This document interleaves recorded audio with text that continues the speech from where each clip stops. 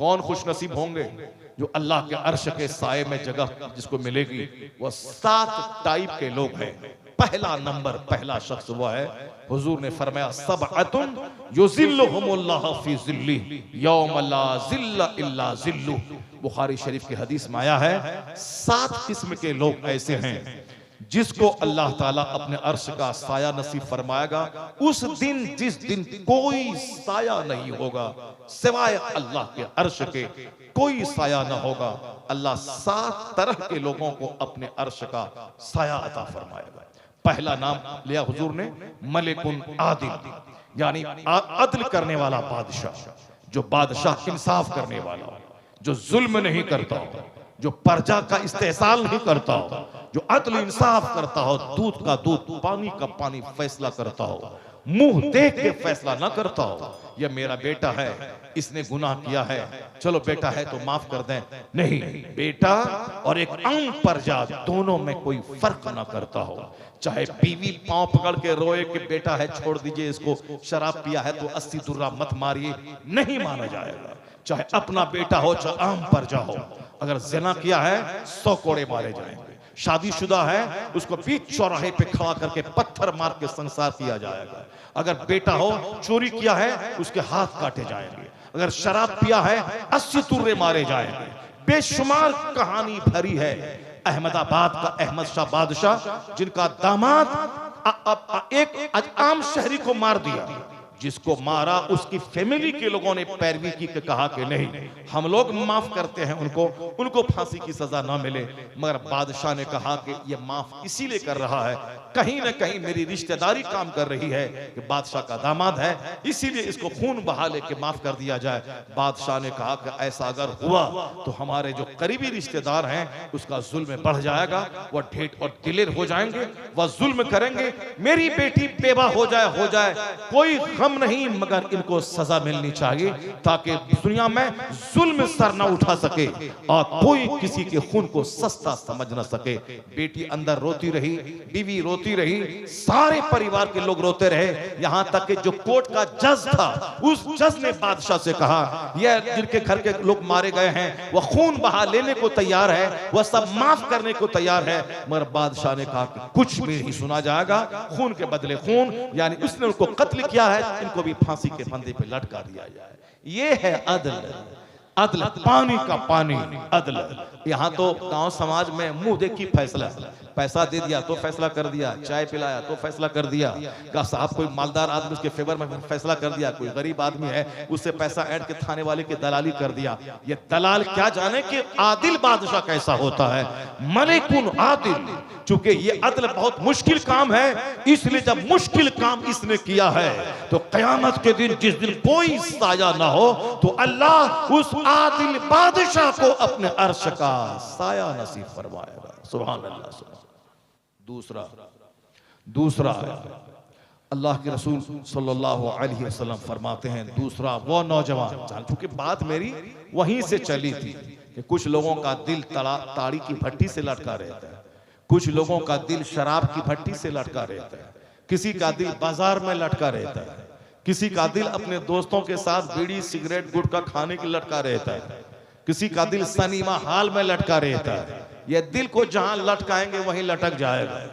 और हुजूर क्या फरमाते हैं, वो शख्स कल्ब रजुलुन कल्बहु मुअल्लकुम बिल मसाजिद, यानी वो शख्स चाहे वह खेत में रहे मगर दिल लटका है मस्जिद में कि जोहर पढ़ने जाना, फिर गया बाजार, फिर दिल लटका है मस्जिद में असर पढ़ने जाना, फिर गया सौदा खरीदने, दिल लटका है मस्जिद में मगरिब पढ़ने जाना, फिर गया घर बाल बच्चों में बैठा, दिल लटका है मस्जिद में ईशा पढ़ने जाना। ईशा पढ़ के आया, 8 घंटे सोया, दिल में है कि अलार्म लगाया कि अलार्म लगाता हूं अजान की आवाज आएगी और फौरी आंख खुले और मस्जिद जाना है। खेत खलियान दुकान जहां रहे, दिल जिसका मस्जिद से लटका हुआ रहता है, तो हुजूर कहते हैं अल्लाह ताला क़यामत के दिन उसको अपने अर्श का साया नसीब फरमाएगा।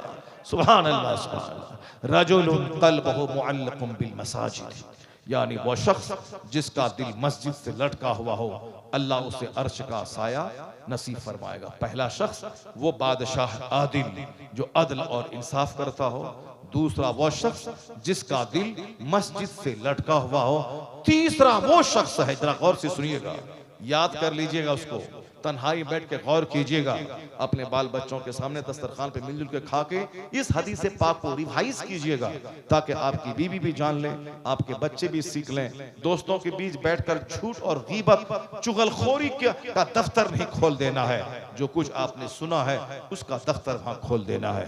आका फरमाते हैं कि रजुल दाअत हो इमरातुन ज़ातु हस्बियों व जमाल, यानी एक ऐसा शख्स जिसको ऊंचे खानदान की खूबसूरत औरत, ऊंचे खानदान की, वो घटिया औरत नहीं जो लिपस्टिक लगा के, पाउडर फेयर एंड लवली लगा के, चटक मटक कपड़ा पहन के, सज धज के कोठे से बाहर बैठी रहती है ताकि ग्राहक आए। वो तो पाखाने की कीड़े की तरह वो गलीज़ है, वो जो सिर्फ लिपस्टिक और सज धज के बैठी है ताकि कोई चेहरा देखे और ग्राहक आ जाए, वरना अंदर से उसका जिस्म बीमार, अंदर से वो तमाम औसाफ से खाली, और मुमकिन हो कोई उसके पास जाए, उसको एड्स की बीमारी हो और ये बीमारी उसकी बीवी को लग जाए, उसके बच्चों को लग जाए, सारा खानदान तबाही की नजर हो जाए। और इस तरह के किस्से आम तौर पर देखने को मिलते हैं। जो भी तवाइफ के कोठे पे जाने का आदी हुआ, उनकी बीवी एड्स की मरीजा हुई, जो भी उनके बर्तन में खाया उसको वो मर्ज हो गया, जिससे वो मुसाफा किया उसको वो मर्ज हो गया।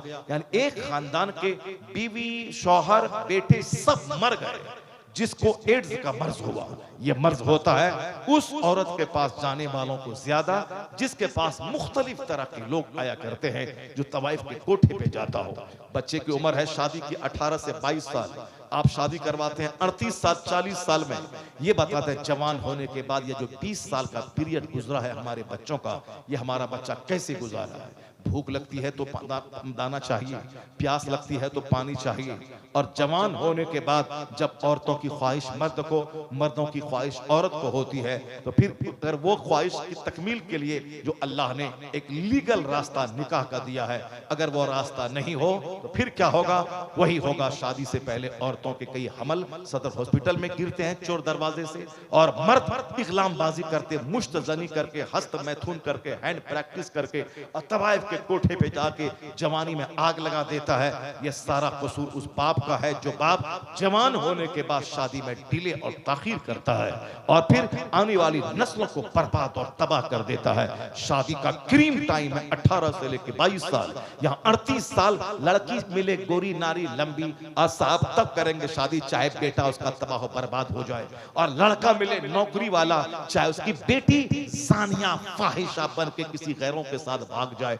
जितनी बेटियां मुसलमानों की गैरों के साथ भागी हैं, मैक्सिमम वो लड़की है जिनकी शादी में ताखीर हुई है, जिसके निकाह में लेट हुआ है। और इसी को बुखारी शरीफ हदीस में कहा गया है, अगर शादी में ताखीर हुई और ताखीरे निकाह की वजह से अगर बच्चों का पांव फिसल गया तो मुस्तफा कहते हैं कि उस जुर्म में माँ बाप भी शरीक समझे जाएंगे। जुर्म करेगा बेटा, माँ बाप मुजरिम, इसलिए कि उन्होंने निकाह में ताखीर की। या गैरों का देखा देखी अपने बच्चों के साथ जुल्म माँ बाप न करें।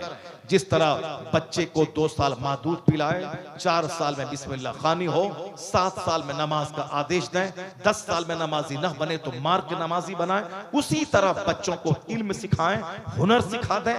और उसी तरह हुक्म दिया गया है कि जब बच्चा जवान हो शादी करा दें उसकी।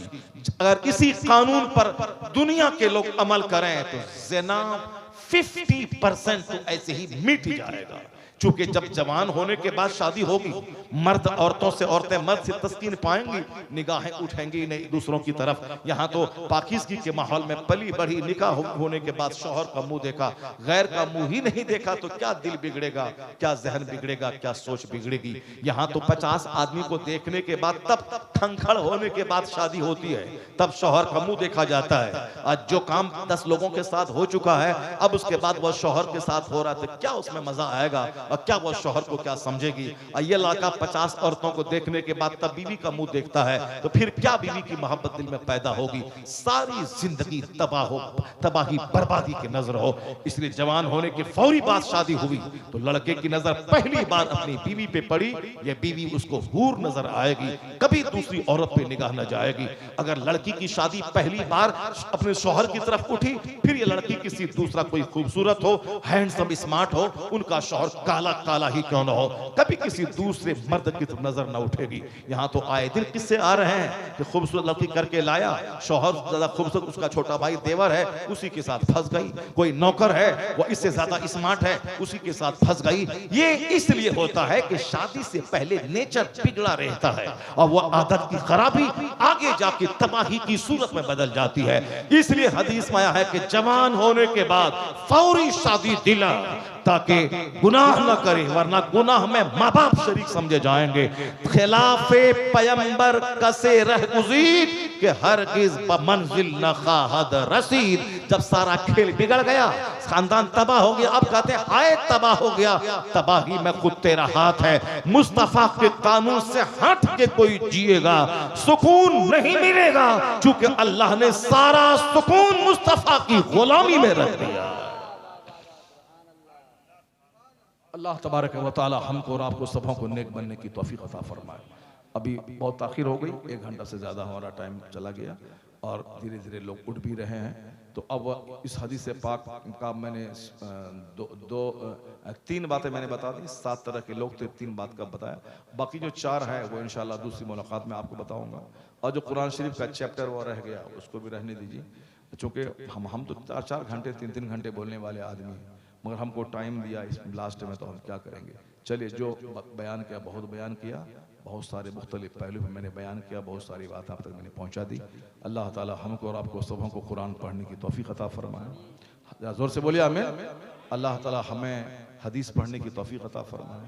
अपने घर में दस्तरखान पे इस्लामी चर्चा करने की तौफीक अता फरमाए। अपनी बीवी अपने बच्चों के सामने हुजूर की सीरत बयान करने की तौफीक अता फरमाए। अपने घर में बाल बच्चों बीवी पे कड़ी नजर रख के वक्त पे सारा काम करने की तौफीक अता फरमा। आमीन। व आखिरु दाअवाना अल्हम्दुलिल्लाहि रब्बिल आलमीन। अस्सलामु अलैकुम व रहमतुल्लाह।